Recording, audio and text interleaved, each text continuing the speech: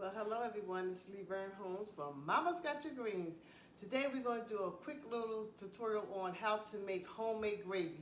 We know the holiday time is coming up, but this is also during the year that you might have some leftover chicken or turkey or whatever you might have, and you want to make some gravy. So let's get started. What we're going to do is I have some Villiers chicken that I bought from the store, and it has some juices left. So basically what I'm going to do, as you can see, this is my little juice that's left. So what I'm going to do, I'm going to put this in the pan.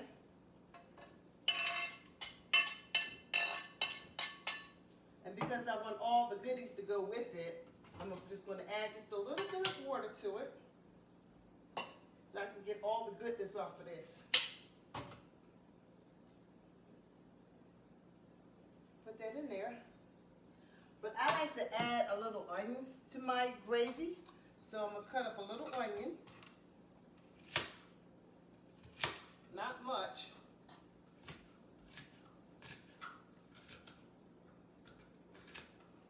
Depends on how big you want your onions to be. So put that back in there. Then what I'm going to do is I'm going to turn the oven on medium heat so I can get that started.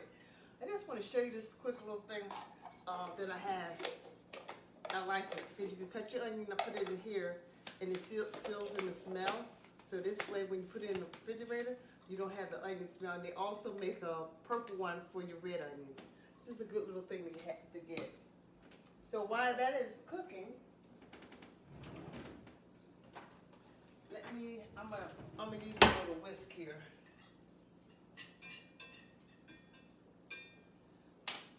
Turn it up a little high. To me, the key to making a good gravy is to cut up some onion, some seasoning. So I'm gonna add some seasoning to this. But the stock that you get from your chicken or from your beef, the juice that's from that, that's what you want to use to make your gravy. So let's add some seasoning to this.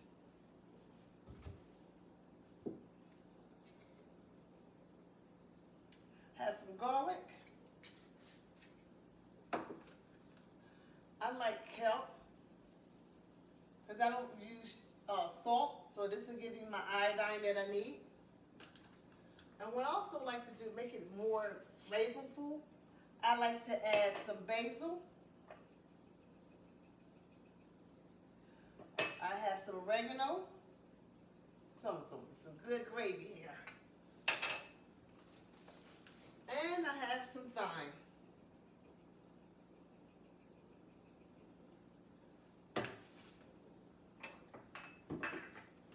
So let's give this a little whirl here.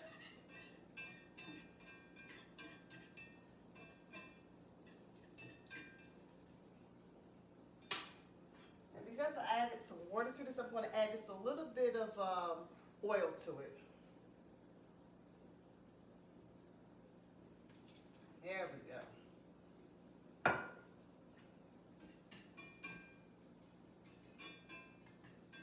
There we go.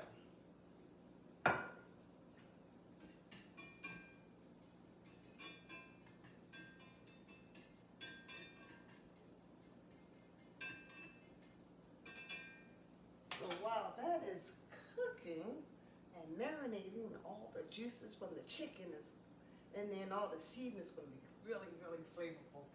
Let me get a spoon. Because the key also is, I like wheat flour. It has a little bit more flavor to it than white, but you use whatever you like. Now what I want to do is I want to add some flour.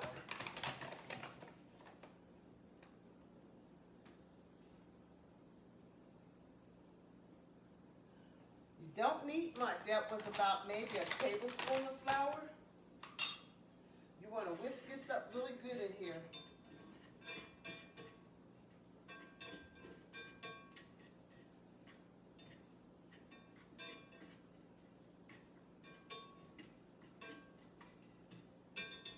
Now the key to this it would be how dark you want your gravy. If you just let it cook a little bit and add broth to it, And if you don't have broth, you can use water. The darker you let it cook, or should I say, the more you let it cook and the darker it becomes, the darker your gravy will be. So I like my gravy dark. But I want to show you what it looks like.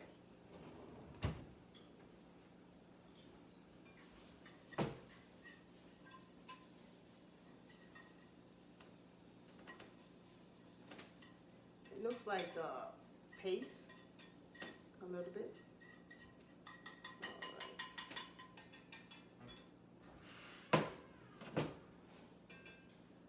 Since I really don't have any chicken stock, I'm going to use water.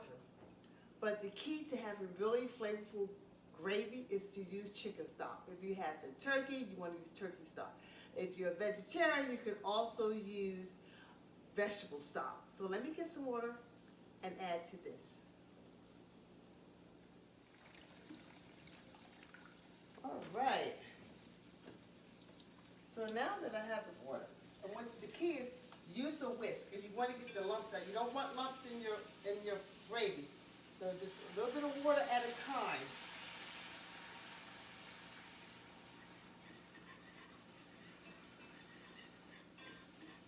Let's keep whisking this around.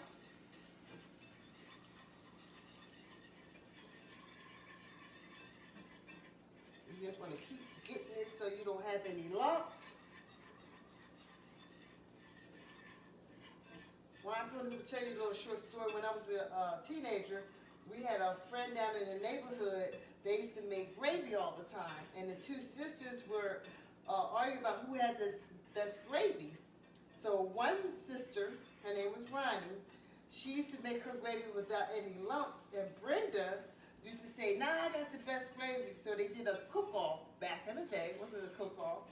And sure enough, Ronnie's gravy was better. She didn't have any lumps in it at all. Because the key is taking the whisk and really whisking this around so you don't have lumps. And also, right now it's like a little loose because if you put a lot of water or stock in this, it will be a little loose. So let me show you this.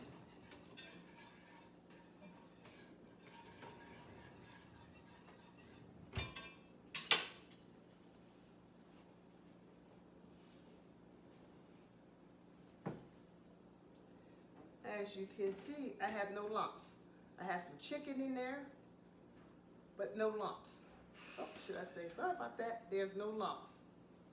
Yay. Now, you're probably saying to yourself, well, I don't want my gravy that thin. I like these little things. This is good for taking your pans out the oven and you have it on top of the stove so the one get burnt, just put it on like this. So the key is to thicken it, is just let it cook. Put it a little bit on a high heat.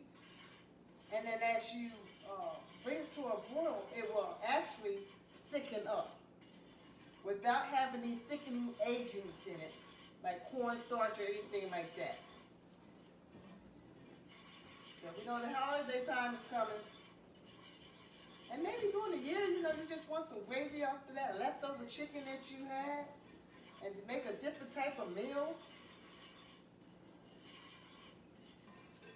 I'll show you how this looks, and it's all nice and thick.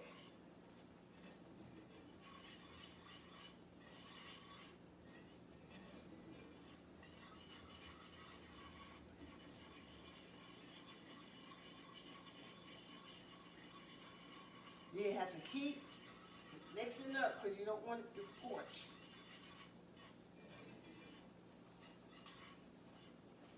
And it depends on how thick you like your gravy.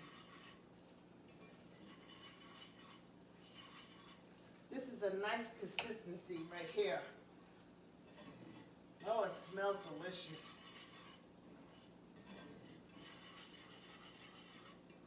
And if you have electric stove, you want to take it off because you know an electric stove, it continues to cook.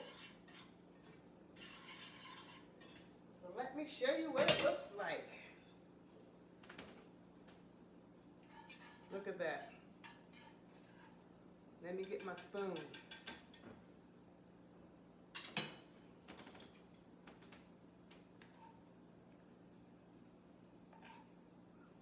like I said, if you like thicker gravy, you can leave it on the stove and let it cook a little bit more. But this is the consistency I like for my gravy.